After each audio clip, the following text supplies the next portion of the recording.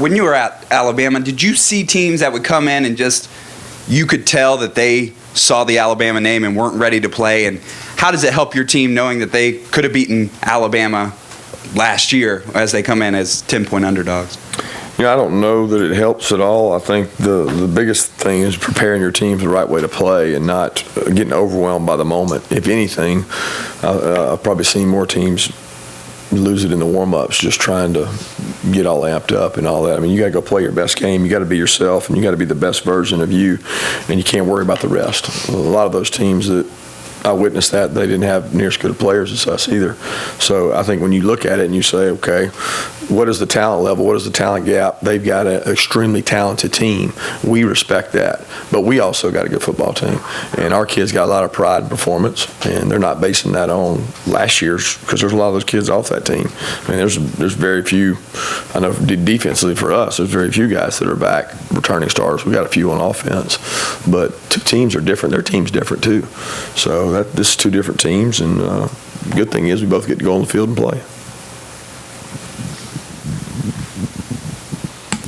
Kirby, you haven't even been here 3 full seasons yet. Given the turnover that Alabama's had on its coaching staff the last couple of years, and just given all your responsibilities, are you close with anybody over there as much as, say, you were, obviously, when you were there?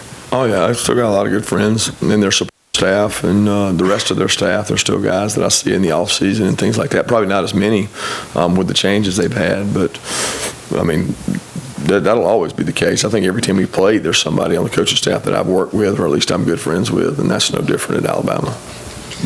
Obviously, you knew they were all coming, all these questions about Alabama and your time there and all that. I'm sure you're probably proud of what you guys were able to accomplish. But is there a fatigue factor, or even kind of a weary factor, being asked all these questions and having to kind of deal with that link with you guys playing last year, playing this year? Is there any frustration that goes into? Not really. No. I mean, I'm more worried about how to stop these wideouts and how to stop the quarterback.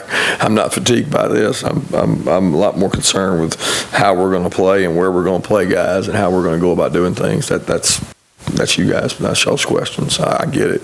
Y'all got a job to do, and my job's to answer them. Kirby, you mentioned protection of the quarterbacks as being a crucial part of this game, and stopping those wideouts. How critical would be just making too uncomfortable with the pass rush as far as helping your DBs out, not letting them break open deep? It'd be great to do that. It'd be awesome to do that. I think if you can disrupt the pocket and get him out there to do that, you got to take a lot of chances. And there's some good players back there behind those chances you're taking. And they also have the ability to expose you when you're not balanced up on the run. I mean, there's similarities between their offense and our offense. They do a really good job offensively of running the ball and putting together run packages. They just don't have to use them all the time because they're really explosive.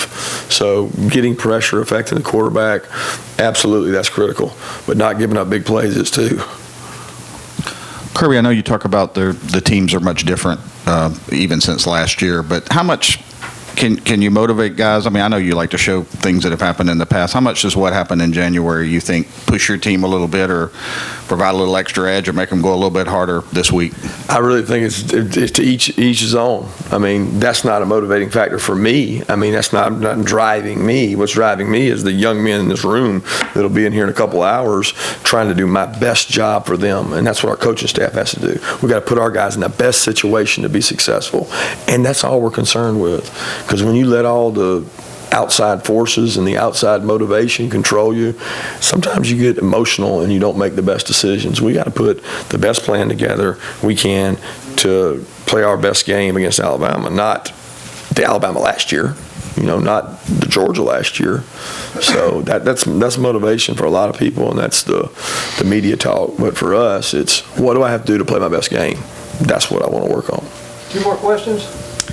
Coach, you have a very young secondary, but you do lead the nation right now in fewest plays of 20 or more yards. How have you been able to do that, and how can you use that against Alabama? Well, I think that's sometimes can be a misleading stat, but this year our kids have done a good job keeping people cut off and not giving up explosive plays, and you do that by leveraging the ball, and you do that by not busting coverages. You do that by not getting beat man-to-man, and those are things that we have to do every game. It's not like we have to do them this game. We have to do it every game. But along with that, we got to do a good job affecting the quarterback, and sometimes that exposes you to more risk, and you got to go play better. Is Irv Smith a particularly difficult matchup, their tight end, or have you seen guys with his skill set this season, you think?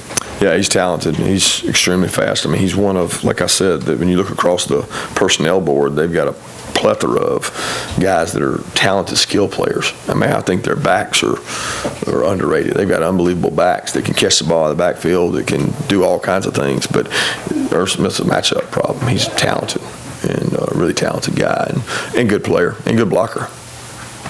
Thank you.